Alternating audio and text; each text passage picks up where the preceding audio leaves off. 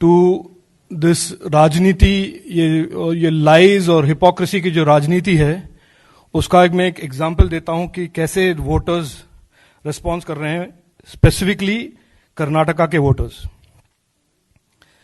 एक मैंने press release circulate भी किया है। पिछले 12 महीने में, 10-11-12 महीने में देश के सामने 2 चैलेंज आए हैं। एक तो हम जानते ही हैं कि चाइना का जो कोरोना वायरस पैंडेमिक का चैलेंज था, और दूसरा एक बड़ा अजीब सा डिस्टेबलाइजेशन का और एक झूठ और हिपोक्रेसी और यू टर्न का एक पॉलिटिक्स या राजनीति, जिसका शुरुआत 2019 से पहले हुआ था, वो जो अब भी चल रहा है। ये 2 चैलेंज थे जो हमने सब एक्सपीरियंस किया है प्रीवियस 10-12 महीने में। और ये दूसरे इशू, यानी कि ये झूठ की राजनीति का एक मेथड ये था कि ऑपोजिशन थोड़ा बहुत ट्रूथ में बहुत सारे लाइज, फॉल्सहुड्स को मिक्स करके, उनका एक उद्देश्य या ऑब्जेक्टिव था कि वो मिसलीड करें, इंसाइट करें डिफरेंट ग्रुप्स ऑफ सिटीजन्स। तो अर्ली 2020 में हमने देखा कि सीएए के साथ ऑपोजिशन ने यही एक रवैया, यही एक स्ट्रैटेजी अपनाया था, और अब देख रहे हैं कि फार्मर्स बिल और फार्मिंग रिफॉर्म्स में वो यही स्ट्रैटेजी यूज कर रहे हैं। तो इस झूठ या हिपोक्रेसी या यू टर्न की राजनीति को कैसे लोग मान रहे हैं, कैसे रेस्पॉन्ड कर रहे हैं? तो कर्नाटक के जो लोग हैं, कर्नाटक के वोटर्स, उनके रेस्पॉन्स को अगर आप लें, ये आपको एक इंसाइट देता है कि देश के लोग इस टाइप के राजनीति को कैसे रिजेक्ट कर रहे हैं, और प्रधानमंत्री नरेंद्र मोदी जी के एक सबका साथ, सबका विकास, सबके विश्वास का जो डेवलपमेंट पॉलिटिक्स और डेवलपमेंट राजनीति है, उसको कैसे ट्रस्ट कर रहे हैं। मैं आपको एक बैकग्राउंड दूं। मई 2019 में कर्नाटक के वोटर्स ने डिसाइसिवली एक मैंडेट दिया था प्राइम मिनिस्टर नरेंद्र मोदी जी को और बीजेपी को। 51.38% वोट शेयर से 28 लोकसभा सीट से 25 सीट बीजेपी के कैंडिडेट जीते। कांग्रेस का एक कैंडिडेट और जेडीएस का केवल एक। और याद रखिए कि ये जो 19 में कैंपेन चला था, नेगेटिविटी का, झूठ का, एलिगेशंस का, वाइल्ड एलिगेशंस का, उस बैकड्रॉप में वो रिजल्ट आया था। आज आप फास्ट फॉरवर्ड कीजिए, आज के दिन लोकल ग्राम पंचायत इलेक्शन, जो रूरल कर्नाटका का एक रिप्रेजेंटेटिव इलेक्शन है, उसमें जो अभी अभी हुआ है, हाल ही में हुआ है, वोटर्स ने एक डिसाइसिव मैंडेट दिया है बीजेपी को, प्राइम मिनिस्टर मोदी जी के सरकार को, लीडरशिप को। ये इलेक्शंस के बैकड्रॉप, और ये elections were held in the backdrop of the farm bills के बारे में जो फॉल्सहुड्स फैलाया गया था कि फार्मर्स को मिसलीड किया जाए, उस बैकड्रॉप में ये इलेक्शन हुआ था। और द इलेक्शन के रिजल्ट ऐसे हैं: 55.4% of GPs are BJP supported, 53% of all members have been BJP supported. यानी कि जो फार्मर्स हैं, रूरल और विलेज के रहने वाले सिटीजन्स हैं कर्नाटक में, इस बैकड्रॉप पे, इस फॉल्स कैंपेन, इस नेगेटिविटी के कैंपेन, ऑपोजिशन के इस नेगेटिविटी के कैंपेन के बैकड्रॉप पर उन्होंने ये वोट दिया है, ये ओवरवेलमिंग मैंडेट दिया है। और ये जो मैं मानता हूं, ये जो झूठ की राजनीति है, उसका यही रिस्पॉन्स है। और रिस्पॉन्स यह है कि उनका ट्रस्ट है बीजेपी और प्रधानमंत्री नरेंद्र मोदी जी के लीडरशिप में, और हमारे मुख्यमंत्री, कर्नाटक के मुख्यमंत्री बीएस येदियुरप्पा के लीडरशिप में। इसका मतलब यह भी है कि कर्नाटक के फार्मर्स ने बड़ा सीधा वोट और सीधा सिग्नल कर दिया है कि उनका विश्वास है नरेंद्र मोदी जी के unrelenting efforts last several years में कि जो फार्मर्स के वेलफेयर को इंप्रूव करने का जो मल्टीपल स्कीम्स अनाउंस किए थे सरकार ने, उनको उन स्कीमों में और नरेंद्र मोदी जी के विजन में एकदम पूरा ट्रस्ट है। और उनका यह भी मानना है कि ये फार्म बिल्स उनको मिडिलमैन के क्लचों से मुक्त करते हैं और it paves the way to a more prosperous future for our farmers. This signal is very clear from these gram panchayat elections. अच्छा, ये मैं आपको एक और भी बैकड्रॉप दे दूं कि 12 महीने में हर इलेक्शन जो कर्नाटक में हुए हैं, वो टाउन में हो, सिटी में हो, विलेज में हो, मैंडेट ओवरवेलमिंगली बीजेपी के पक्ष में आया है। 17 एमएलए बाय इलेक्शंस हुए हैं, जिनमें से 14 बीजेपी के लेजिस्लेटर्स वोट हुए हैं और कांग्रेस के केवल 2। 4 एमएलसी इलेक्शंस हुए हैं, BJP has one all 4।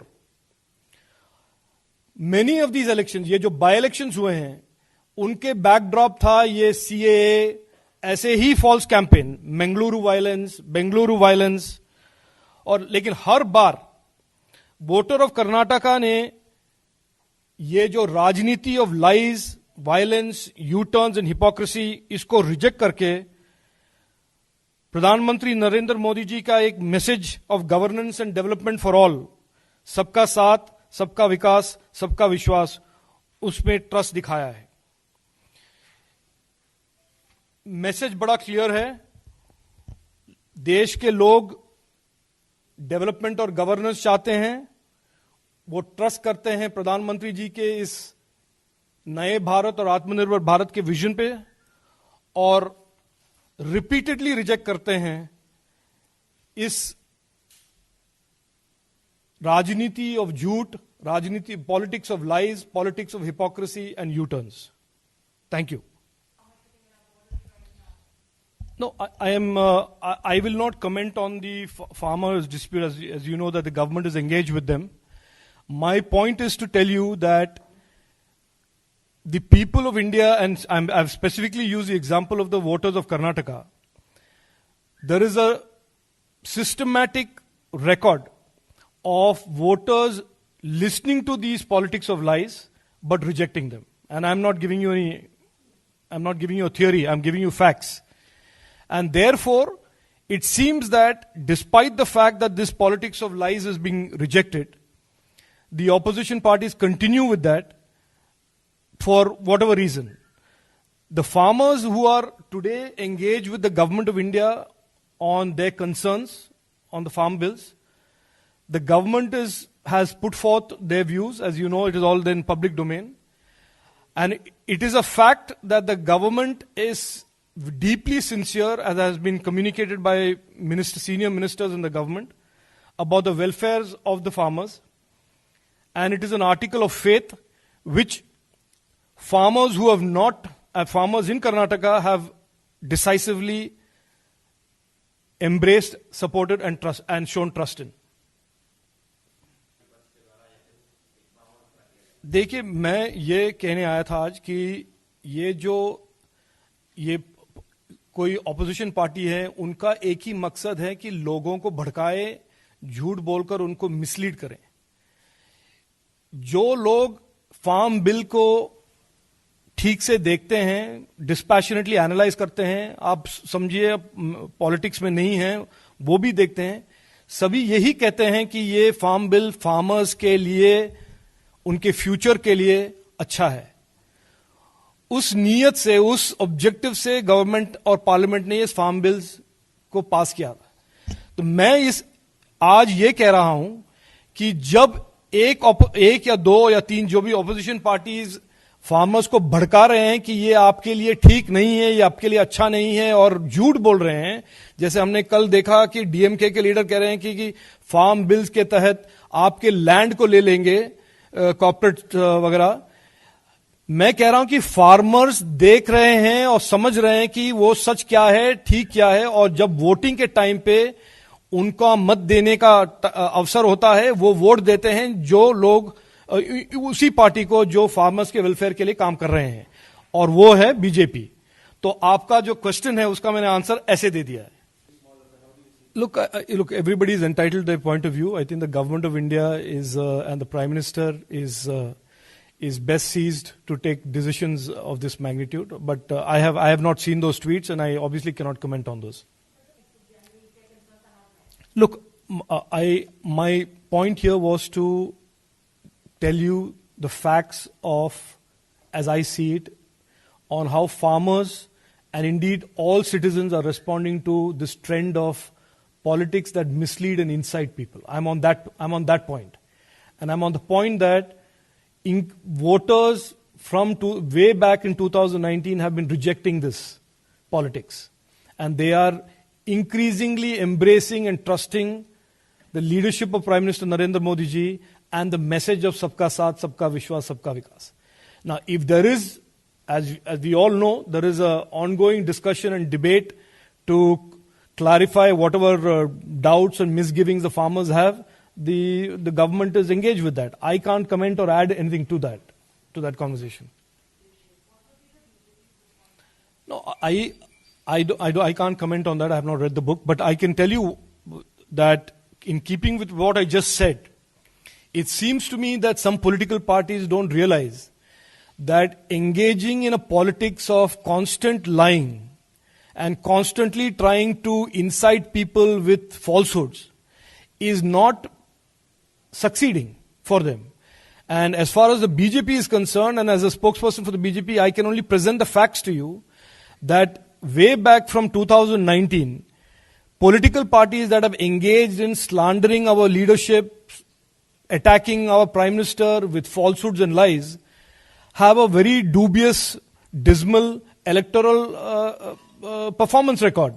So I am presenting that to you, and I am saying in the context of that even as recently as a few weeks ago, the farmers of Karnataka, a state which has a significantly large agricultural population, despite all these falsehoods, have voted overwhelmingly for a leadership and a party that they believe they can trust to look after their interests, their welfare, and their future prosperity.